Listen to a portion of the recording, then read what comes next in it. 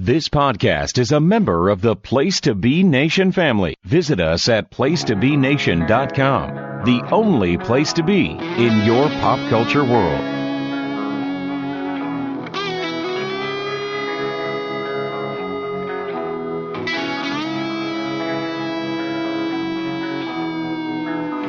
I heard you've been looking for me, but you look for trouble. You're gonna see that you're Place to Be Nation, welcome back to another episode of Extreme Resurrection. I'm James Gruenberg, along with me, my partner, Steve Riddle. Steve, how are you doing tonight? I'm doing good. Getting ready to get back into a little ECW here as we are fast approaching WrestleMania 23.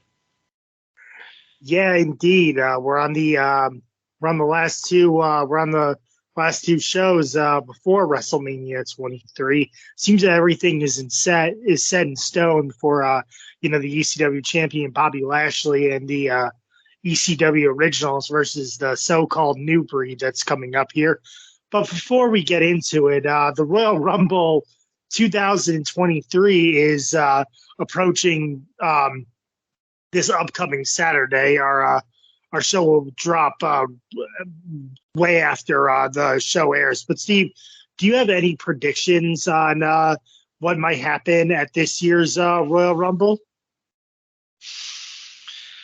It's interesting to see what's going to happen.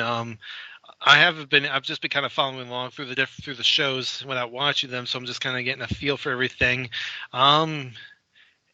I feel like when it comes to the men's rumble, all signs are pointing to Cody winning. With the vignettes for his return and everything. But I think a lot of people would probably say that Cody's probably like the smart pick. The sentimental pick will obviously be Sammy, just because of everything that's gone on with the bloodline, especially with what happened on Raw.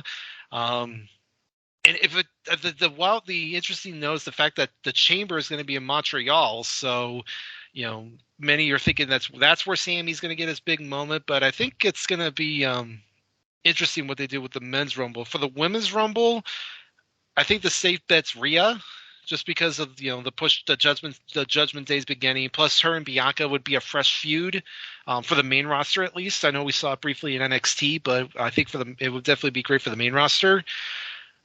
And as for the rest of the undercard, I don't think they expect a lot of surprises. I'm sure, obviously, Roman's probably going to beat KO.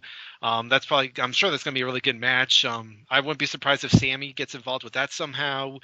And I think, obviously, a lot of eyes are going to be on what happens with the Bray Wyatt LA Knight match and how that ends up turning up. So I think it's going to be a good show. I'm anxious to see what surprises we get in terms of entrance in both Rumbles. But other than that, I think it's just going to come down to, is it going to be especially like I said for the men's Rumble, is it going to be the predictability of Cody or just the sentimental value of Sammy? Yeah, I feel like it's going to be Cody winning the men's Royal Rumble, but who really knows? Like, I feel like everyone is just like all eyes are on if The Rock shows up. Does he enter the Royal Rumble? I don't think he does enter the Royal Rumble. I think he challenges Roman after maybe the Kevin Owens Roman Reigns match. But I don't even think that The Rock is going to be there. But, I mean, all eyes are really on like if The Rock is going to make an appearance or not.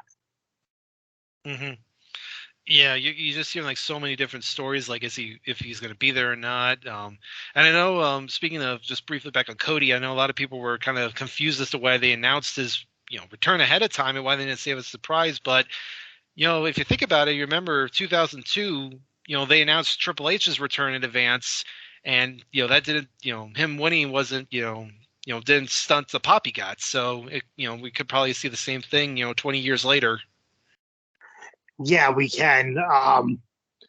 But yeah, I really am looking forward to what happens with Sammy at the match with Kevin Owens versus Roman Reigns for the undisputed championship, both titles on the line.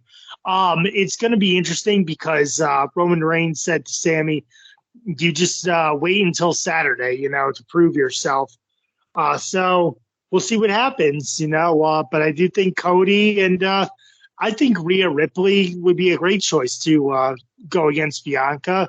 I mean, I feel like another bet is that does Bailey win the Royal Rumble? I don't think so, but if they want to continue that, have Bailey win the Royal Rumble. But I think all eyes are looking towards Rhea Ripley as well.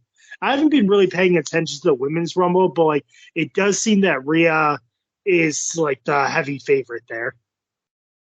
Yeah, I think Bailey unfortunately has got her shots late last year and blew them. So I think it's time to move on from her. And I forgot that Bianca's gonna be defending the title against Alexa Bliss at the Rumble, but I think that's gonna be a layup win for Bianca. I think we are inching towards a Bianca Rhea feud, and I think it just goes to show that when you look at the two rosters, that the Raw women's roster is slightly stronger than the SmackDown women's roster. Because at this point it would be I can't really see who is going to challenge Charlotte for the SmackDown title. Maybe Raquel, but I think she needs a little bit of rehabbing a little bit before they push her back up. I'd be interested to see, because I know I think Liv Morgan said when she announced her spot in the Rumble, she said she wanted to be number one. So I wonder if they're going to go that route and have her be the Iron Woman. But it will be interesting to see what happens. Yeah, it will be. So let's see what happens, at the Royal Rumble, and let's see what happens in these last two shows before WrestleMania 23. This is ECW, March 20th, 2007. We're live in Cleveland, Ohio tonight. We have a recap of Monday Night Raw. Bobby Lashley becomes the first person to break the Master Lock. Chris Masters Bobby Lashley took on Chris Masters in the Master Lock Challenge, and Bobby Lashley broke the Master Lock. So we see a promo from Chris Masters saying that he will break Bobby Lashley in half, as Bobby Lashley will face Chris Masters tonight in the ECW main event. What did you think of Bobby Lashley being the guy to break the Master Lock? I thought it was as good of a choice as ever. Clearly, Lashley is being pushed heavily. He's going into this big match at Mania. I want to give him a lot of momentum. And Masters at this point had pretty much, fallen to the wayside. Whatever push he had in 05 is pretty much gone at this point. So the only thing he had going for him at this point was the fact that the Master Lock still hadn't been broken. And now that has been broken, I think that pretty much just kind of solidifies that he's not going to be anything special going forward, which is unfortunate because he definitely had all the potential in the world to get a good run. Yeah, I liked him. I thought he was a great heel. I feel like you could have put a title on him. He could have been Intercontinental Champion material, but it just really floundered. He could have been a great heel, a good heel champion, but it floundered by this point. So, to kick off the ECW, we have Rob Van Dam and Sabu versus Marcus Corvan and Kevin Thorne. Our first of two ECW Original versus New Breed matches. I find it interesting that they go Marcus Corvan and Kevin Thorne. I feel like they could have gone Marcus Corvan and Elijah Burke, because those two seem like they are the strongest of the two, and I feel like you could have switched Burke with Kevin Thorne to take on Tommy tonight, as we'll get into it, that Tommy Dreamer is going to be wrestling as well. But what do you think of this combination of Marcus Corvan and Kevin Thorne? It was fine for what it was. I mean, at this point, I think their thought process was that they can alternate between the four guys, and they would work just fine together. So I don't think we've seen Corvan and Thorne team up as a solo tag team. So, see if they get have any decent chemistry. Mm-hmm. Kevin Thorne's outfit always looks like, the one guy who was in a robe in high school or something, or just wore his pajamas to school every day. Yeah. Shots to RVD. A spinning heel kick to Thorne. Sabu goes airborne. RVD gets caught in the ropes and clotheslined by Corvan. A backbreaker to RVD. RVD gets squashed by Thorne. Attack to Sabu. A tornado by Sabu to Kevin Thorne. A head scissors to Thorne by RVD. Sabu gets distracted and then gets hit by a body blocker because of the distraction. And Marcus Corvan pins he pins Sabu to get the win. I went 2 1/4. It was a solid, good match. And, Sabu really went flying when he took that body blocker. So I went 2 1/4, Steve. Yeah, I went 2 stars. Big, decent, good little tag match. Fun fact, I remember this when I saw the episode because I remember reading about it at the time. Apparently, Sabu had forgotten his gear, so he didn't have his gear with him at the show. So the tights he's wearing were actually a pair of Daivari's tights. So, oh, really? Yeah, because if you watch, follow Sabu's career, he always had the colored, tights, but he never had anything on the side of them. But these ones had the one side had the sword and the one had the snake on the side. So, oh, so not the best look for Sabu, unfortunately. No, Oh, go ahead. No, and he keeps them I guess if he's going to forget his stuff as well, as long as with his botches, he's not really helping himself with WWE's schedule and everything, if he's forgetting stuff as well.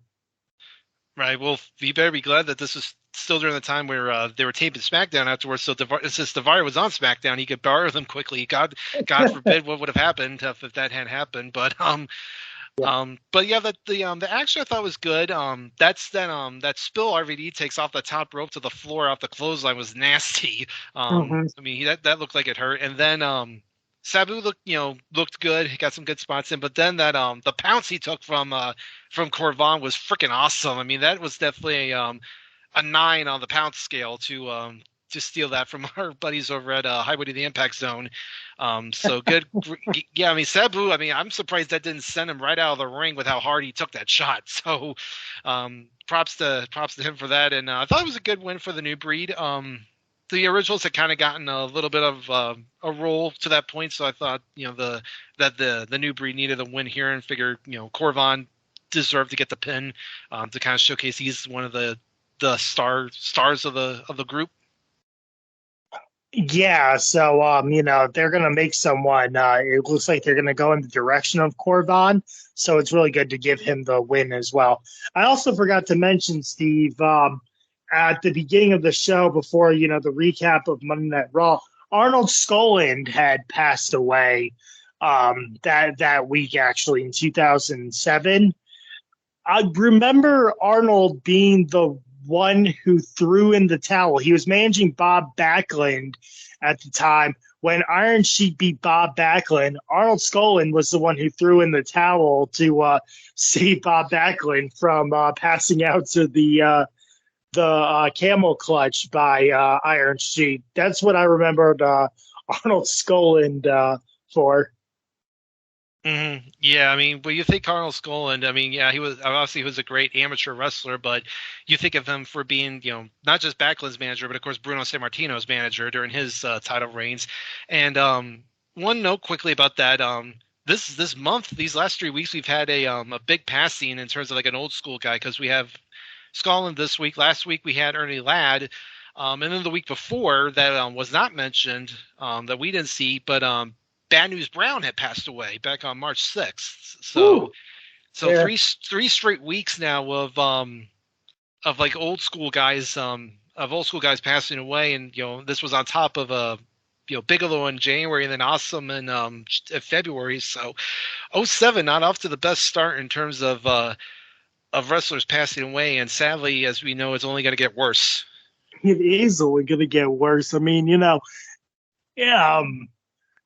it's like, not only are like the younger talents, like some of the gone but not forgotten, but like, now like some of the old school guys are starting to pass away too. And like you said, Steve, it is not going to get better, But yeah, so a lot of things happening in 2007. 2007 was not a good month for wrestlers passing away. But as we move along here, we get Snitsky versus, I don't know if you got this guy's name. I tried to. I thought it was like Mike Eller or something, but I just have him as Jobber. Yeah, his name was Mike Tolar was the name, Mike and Tolar. apparently they announced him from Cleveland, so a hometown jobber no less. All I have is that Snitsky demolishes this guy, and I went a dud on it. Same dud. Another second straight week of Snitsky destroying a jobber. Nothing more to say really. No, I mean, he looks like they are trying to give him a presentation of him just like being the heel, like maybe like he'll be like the next guy for Lashley down the line, hopefully. But it seems like Lashley's really locked into like this whole Mr. McMahon thing. So we'll have to see if maybe Snitsky joins the new breed, but that doesn't work either. I mean, it might, but like he's just a heel right now, just demolishing guys as well. Mm-hmm. Yeah, I mean, at this point, with the new breed, you got your two bruisers with Corvan and Thorne. You don't need, unless you're going to replace one of them with Snitsky. Snitsky doesn't need to be a part of that. Nope.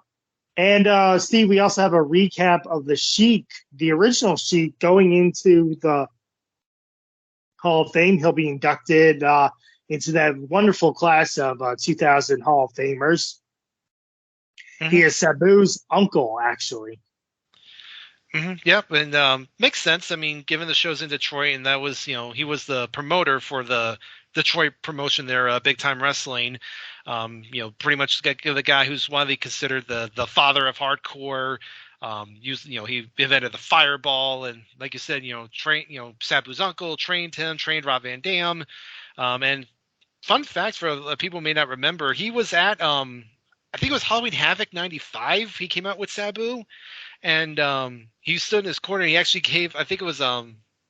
JL that Sabu faced. He threw the fireball in his face after the match. So one of the few times that the Sheik appeared on like one of the major promotions. I do think he wrestled for the WWF back in like the early like the 60s or 70s. So, but yeah, he's pretty much associated with the Detroit area. So good. Good pick there for the Hall of Fame, and obviously since you got Sabu and in the roster, might as well honor his family. Yeah, it's a great inductee to go into the Hall of Fame since the guy helped put Detroit on the wrestling map with Big Time Wrestling. Mm-hmm. So now we have CM Punk versus Hardcore Holly. Yeah, how many times have we seen this now, Steve? Yeah, a lot of times. Feels like. Many times. Yeah. Hip toss by Holly, arm drag by Punk, shot to the back by Punk. Elijah Burke is out here trying to recruit CM Punk to the new breed. He's out there, trying to like show off that really ridiculous t-shirt, saying that, hey Punk, I got your back, do you have ours? Holly sends Punk off the top ropes, like he shoots him off the rope, and Punk goes bouncing. A huge clothesline to Punk, and then Punk gets a drop kick to Holly. A running knee by Punk. Holly delivers a huge kick to Punk. A stomach diving to Punk's stomach, a diving leg drop to Holly. Elijah distracts the referee, and then Kevin Thorne attacks Holly on the outside, and then Punk delivers a GTS for the win. I gave it a 2.5, Steve. I went 2 stars. Basic, decent stuff from what we've seen, and that's the thing about these ECWs is a lot of rinse and repeat on a lot of these matches. So, but they still have pretty good chemistry. I mean, obviously this was more about again Burke trying to convince Punk to join him and the new breed, and having Thorne get involved to help Punk win, while also kind of giving Punk some momentum going into WrestleMania for Money in the Bank. So I think this was more just a case of continuing the ongoing thread of Burke trying to recruit Punk for the new breed. Yeah, and when Holly has Punk by the legs, and he's staying over that turnbuckle. He really delivers that brutal kick to the stomach. It looked like a low blow, but it wasn't. But like it looked like it took the wind out of Punk there. Yeah, it was rough. Holly never wanted to be soft with his with either his punches or his kicks. Now, backstage, Punk says he doesn't need anyone's help, but Elijah Burke still offers him a spot with the New Breed, saying that if Punk were to join the New Breed and there's no disqualification in the Money in the Bank match, the New Breed would help get Punk to the briefcase and have CM Punk live out his dream of cashing in for a World Heavyweight title match.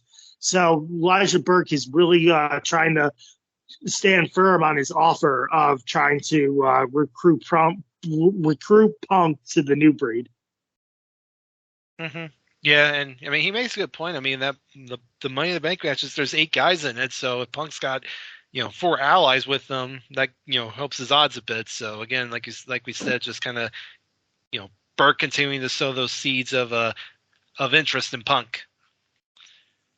Yep. So we'll see where that goes.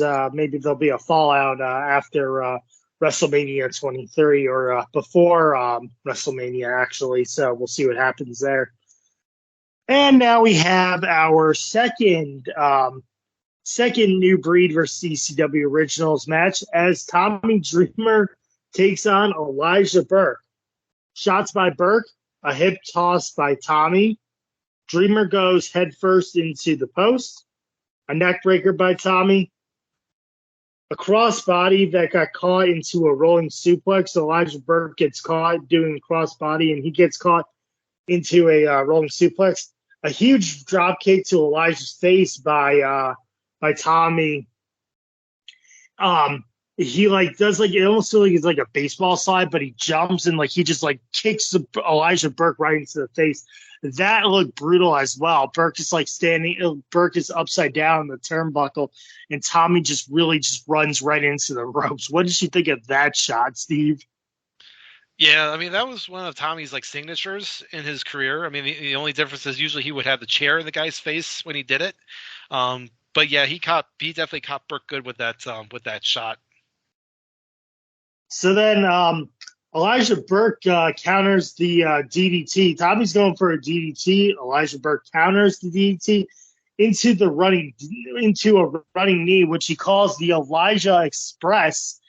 So we have a new move for a new finisher for Elijah Burke. It's called the Elijah Express, which is basically a running knee to the face.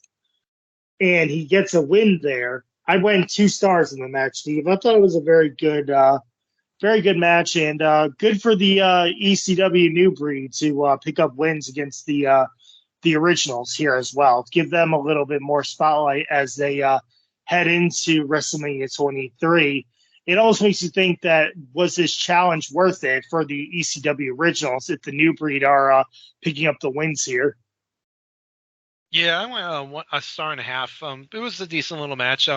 There's one point where Tommy goes shoulder first into the post, and almost looks like he hurt his neck, hurt his neck or something, because he's definitely holding it at times, and especially in his comeback. But yeah, pretty basic stuff. And then, like you said, the Elijah Express in the corner. I've always liked that move of his. I thought that he got some good impact on that, especially when he pulls the knee pads down, and it's just his bare knees crashing against you. So good little good finisher there for him. And again, a good win, good night here for the New Breed as they go 2-0 in the matches and get some momentum going into Mania. Yeah, we'll see how they fan out in the last week before going into WrestleMania 23. We'll see what happens as we're getting there, So it's been a fun ride. Mm-hmm. Now we have on our main event. It is time for the main event. It is Bobby Lashley versus Chris Masters. A clothesline to Masters. Punches are being thrown by both guys. A backdrop to Masters. Lashley goes head first into the steel post. A power slam by Masters. Chris tries to go for the master lock, but it gets countered into a half Nelson slam, a power slam by Lashley, a running clothesline, and a dominator for the win.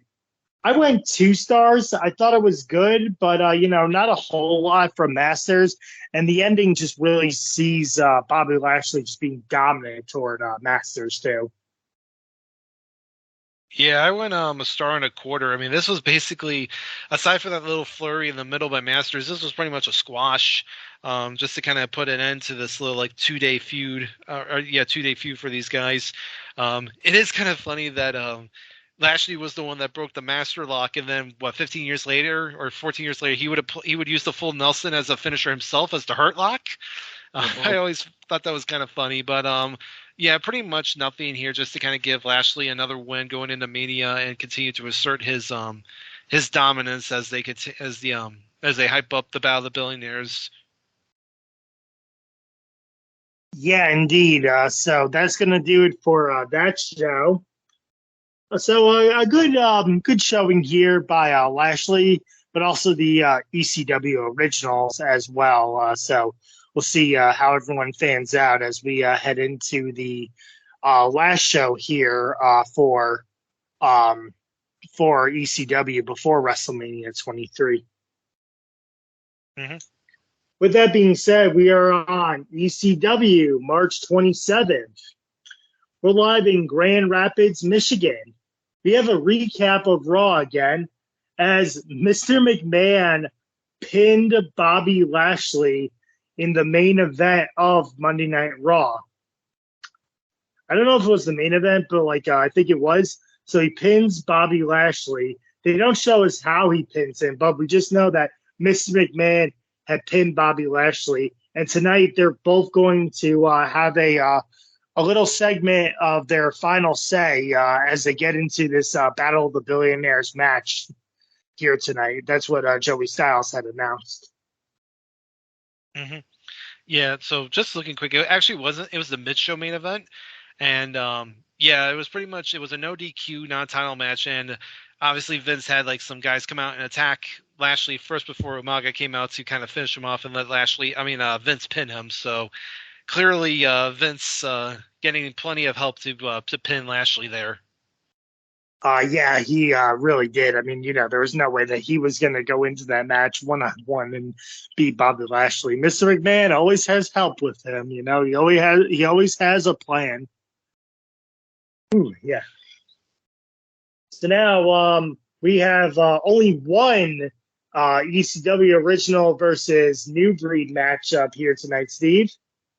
It is Rob Van Dam versus Elijah Burke, which I think was the right move. Actually, it is the captain versus captain match. Elijah Burke is going to be the captain of the New Breed, and they elected Rob Van Dam as the captain of the ECW Original. So good showing here by both guys as well to be captains for their respective teams. Mm-hmm. Burke slams RVD down. A power slam and elbow drop by Burke.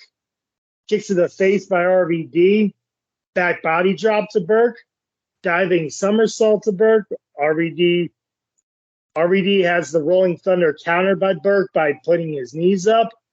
A Texas Cloverleaf is applied to RVD, or a modified version of the Texas Cloverleaf. A diving elbow to RVD. A spinning heel kick by RVD to Burke. Burke misses the Elijah Express, and that goes right into a 5-star frog splash for the win. So your winner is Rob Van Dam. Right as the bell rings and Rob Van Dam is celebrating, the rest of the New Breed come out and they beat up RVD, but the Originals even the score. I went a star and 3/4, Steve, on this match. It was good, a good showing by both captains before they lead their respective teams into this tag team match here. Yeah, I went 2 3/4. I thought it was a really good showing by Burke in particular. He goes, toe to toe with RVD. I like how both groups stayed backstage, and it was just one-on-one. Kind of one of the rare times we had a straight one-on-one match or between the two groups. They did get some good offense on each other. Burt going for the Texas Cold Relief really kind of threw me for a loop. I didn't think he utilized that ever, but good, yeah, interesting decision to have RVD get the win. I guess you figure when the face wins this match, usually the heels go over at Mania.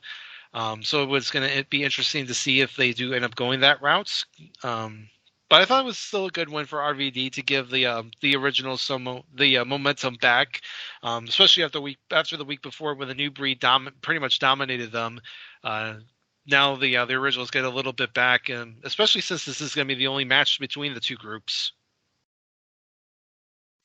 Yeah, so it was a good back and forth matchup, and we'll see what happens as they head into WrestleMania.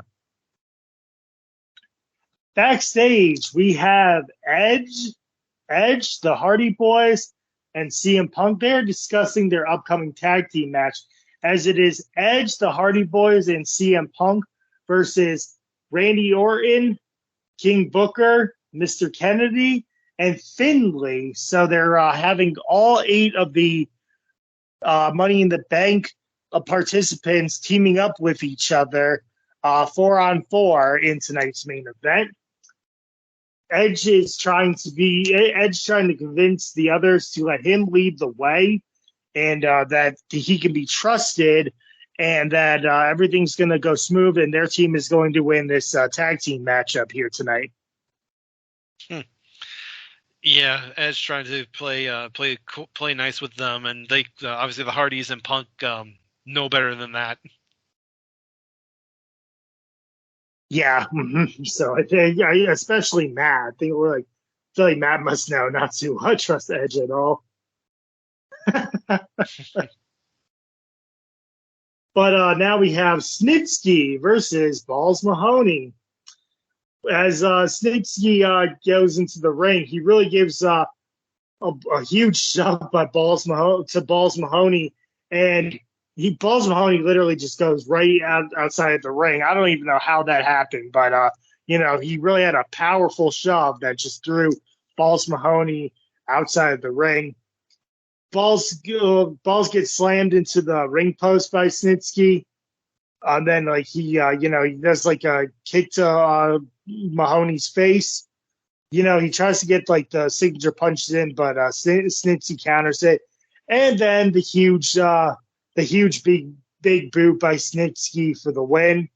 I went a dud here. It's nothing but a squash match, and Balls really didn't show a lot of offense. However, there is a bright side to it, that it's somebody on the main roster instead of just the hometown jobber, even though it was still a dud and it was still a squash match. Yeah, for that fact, I actually give it a 1/4 star just because it is. Now we see Snitsky actually be a name guy. Even though, like I said, Balls at this point is pretty much just a jobber to the stars, but it's still a name for Snitsky to beat at least. So, like I said, that shot he took to the, that sent him outside was rough, and then that was pretty much the end of it for Balls there. So nothing to it, just another easy win for Snitsky. Yeah. So then we do get a recap of Monday Night Raw. As like you said before, Mr. McMahon had a lot of help getting a win over Bobby Lashley in a no disqualification match, especially from Umaga. Umaga giving him the Samoan spike, also the Samoan backdrop as well to Bobby Lashley. So Mr. McMahon is just boasting and celebrating about how he beat Bobby Lashley on Monday Night Raw. But before we get there, we have Randy Orton's team, Orton, Finlay, King Booker, and Mr. Kennedy. No one on that team trusts each other going into this Money in the Bank match, and they don't trust each other going into this tag team match as well. It's like King Booker is saying, "Oh, I don't trust those peasants, Finlay." And Finlay responds by saying, "Yeah, you can't trust me either." So no trust from anybody in this upcoming tag team match from both teams, actually. Mm-hmm. Yeah, they all know what's at stake in a few days, so it's hard at this point to ask any of them to trust each other. Yep. So now we have our little debate show here. Not even a debate. It's just like, who's going to get the final word in for this upcoming Battle of the Billionaires match. Mr. McMahon is in Stamford, Connecticut. He's not in Grand Rapids, Michigan, and he's proud not to be there, so he doesn't have to be in public with the fans. He was really dissing Grand Rapids, Michigan. He's really enjoying the win on Monday Night Raw that he got over Lashley, even though he had a lot of help. He says he's feeling very confident going into WrestleMania, and he is really entrusting Umaga to beat Lashley so that Mr. McMahon can shave Donald Trump's head. And then Bobby Lashley calls Mr. McMahon an old bastard. And at WrestleMania, Mr. McMahon's going to be one bald-headed son of a bitch. And so, a good segment. Bobby Lashley didn't have to say a whole lot because, his presence just brings everything. So it was good to keep it short, because Bobby Lashley really doesn't know how to cut promos that well. But good babyface words by Lashley and, good heel bolstering from Mr. McMahon as we go into this match. Yeah, Vince, is always the king of bloviating whenever he gets a win, even if it's under nefarious means. And I actually thought Lashley looked great here. Just the stone cold look on his face, while Vince is bloviating. Then he keeps it short and sweet, and basically, like you said, he just says Vince is going to be a bald son of a bitch at the end of Mania. So I've actually thought that Lashley looked pretty badass. Just keeping his words short and sweet here because he knows what he can do against Umaga. Yep. And with that, Steve, it is now time for our main event. We really fly through these shows, but they are only an hour. They're only an hour long, but that was with the commercial. So really, it's only 45 to 48 minutes each. So we're already on the main event here, and it is this 8-man tag team match featuring all the Money in the Bank participants going into this Money in the Bank match here at WrestleMania 23. It is Mr. Kennedy, Randy Orton, Finlay, and King Booker versus Edge, Hardy Boys, and CM Punk.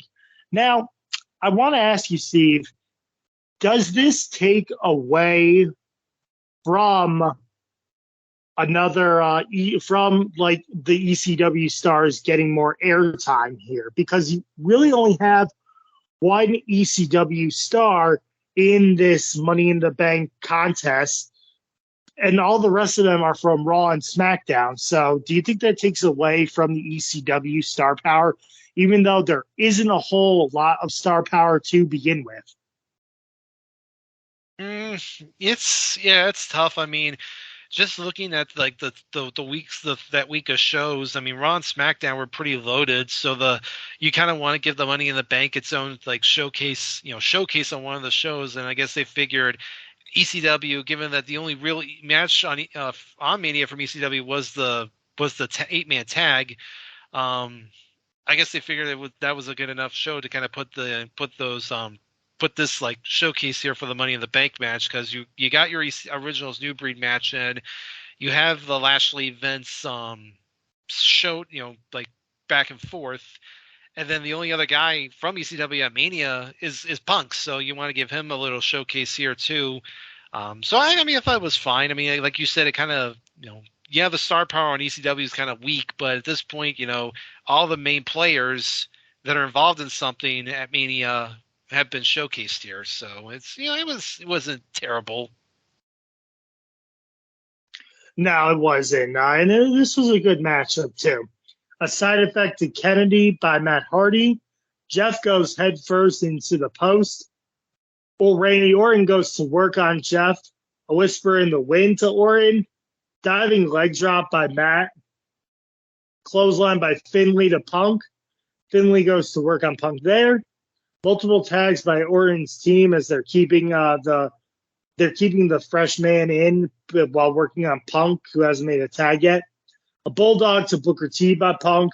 A tag to Edge. So Punk tags to Edge, but then Edge retags Punk and just walks away. A brawl ensues by both teams at this point. And then Finlay gets a shillelagh shot into Punk, followed by a scissors kick to Booker T, by Booker T to Punk for the win. So Randy Orton, Finlay, King Booker, and Mr. Kennedy get the win. The Hardy Boys actually bring out the ladder, and they start hitting everyone with the ladder as well. Both Hardy Boys then climb up the ladder together, and they hold the briefcase too. So, it could come down to, brother versus brother up on that ladder for that briefcase. That could be one of the scenarios where it's like, oh, is Matt going to get it or is Jeff going to get it first? Because, both Hardy Boys are the masters of the ladder in these sort of matchups here, whether it be tables, ladders, and chairs or regular ladder match. And this one is for all the gold here, as it is the Money in the Bank briefcase. The match itself, I went 2 1/4. I thought it was a good, very good tag team matchup. I like the ending. The shillelagh shot by Finlay, and then the scissors kick by King Booker. I thought that Edge's team was going to get the win there, but it does seem that everyone is getting in spirit for the Money in the Bank, and the Hardy Boys are confident that one of them is going to come out of that match with the briefcase. Mm-hmm. Yeah, I went 2.5. I thought it was a good, solid tag match. I thought that Orton's team actually looked pretty solid, and then Punk and the Hardys pretty much do the work for their team. And then, like you said, Edge, when he does get tagged in, he looks like he's going to give Booker the spear, but then he quickly tags down, basically just walks away like, the snake he is.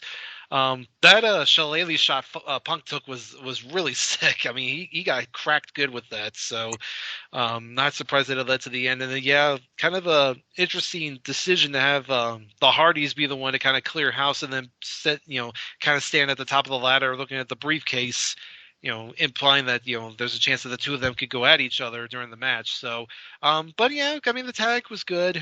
Fun way to kind of end the show and give these guys, like I said, a nice rub here going into Mania.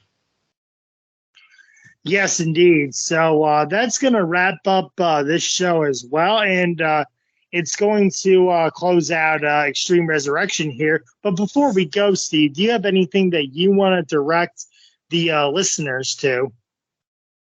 Yeah, so you can usually find me over on the PTV Pop feed with Pop Goes to Classics, where me, Andy, Miranda are going through all the Disney films, Disney animated films. We recently did Hercules, so our next one's going to be Mulan. Looking forward to that. Also making Mount Rushmore, where me and a group of guys come on in and we talk various topics. Our most recent one we did 90s TV sitcoms and dramas, which was a good discussion. So keep on listen to that. Also, the video jukebox song of the day pretty much has been just me, Andy, and Keith Langston just watching music videos. It's a big, every Monday through Friday we have a different video, and we watch it. So it's a lot of fun there. And over here on the wrestling feed, I was on a recent episode of the Place to Be podcast with Scott and JT, where we talked No Way Out 2009. I'm interested to see when we get to that era of that year of ECW with Jack Swagger as ECW champion. That's going to be those are going to be some fun episodes to review, but be sure to listen to that. And also check out everything across the this feed and the Pop feed, as well as the North-South Connection feed, the Jenny Position. They have audio and video podcasts, of course, because you can follow them on YouTube. And of course, be sure to follow us on the PTV Facebook page. Lots of great stuff going on there, where, of course, the results for the GWWE Revisited are currently being dropped every Friday at noon. So keep an eye out for that and see where everyone had ranked, and see how it compares to the 2017 list. Yes, I'm looking forward to seeing where a lot of people's lists who ranks where in their lists as the results come out. And As for myself, besides Extreme Resurrection on the Place to Be Nation Wrestling feed, I also started a new podcast called Nation Invasion on the feed. I just recently covered the Raw from May 28th, 2001 and May 31st SmackDown from that week, where me and Jacob Williams, we covered that Raw and SmackDown where Lance Storm kicked off the invasion for WCW as we are rolling through the invasion angle. Also, Chris Benoit had 2 back-to-back great matches with Stone Cold Steve Austin for the WWF title, as King of the Ring is rolling into as well. But all eyes are really on the spotlight for Chris Benoit and Chris Jericho as they make their next move against Stone Cold and Mr. McMahon. And who is stalking The Undertaker's wife? That is also the question. It started to these videos started to appear of someone recording The Undertaker's wife as well. So we'll see who ends up being the stalker.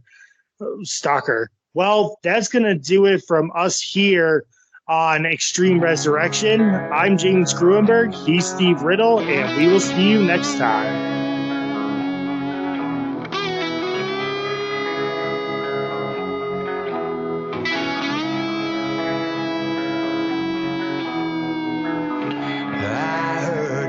Looking for me, but you look for trouble. You're gonna see that your words are dangerous, your talk is cheap. So now I'm standing here. You tell yourself you know what to do when you realize that I am coming for you. Then you'll change your mind and run like a child when you see me standing here.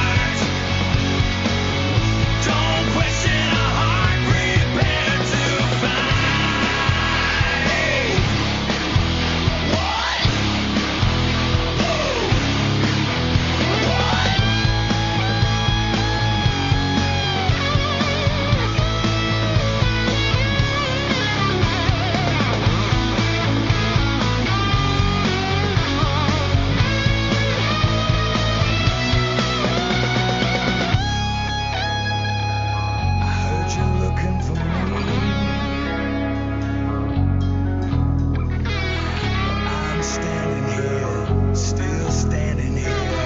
I'm standing here.